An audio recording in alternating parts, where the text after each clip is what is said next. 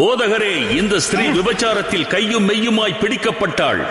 இப்படிப்பட்டவர்களை கல்லெறிந்து கொள்ள வேண்டும் என்று மோசே நியாயப்பிரமாணத்தில் நமக்கு கட்டளையிட்டிருக்கிறாரே, நீர் என்ன சொல்கிறீர்? இயேசுவு குனிந்து விரலினால் தரையிலே எழுதினார்.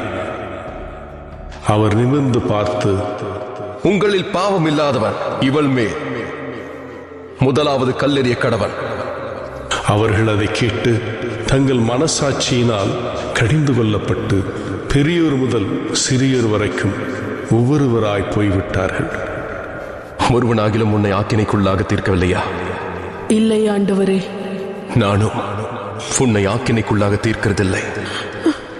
நீ போ, இனி பாவம் செய்யாதே. எனக்கு உன் இதயம் தான் வேணும். பிதாவும் உன்னுடைய இதயத்தை தான் விரும்புகிறார்.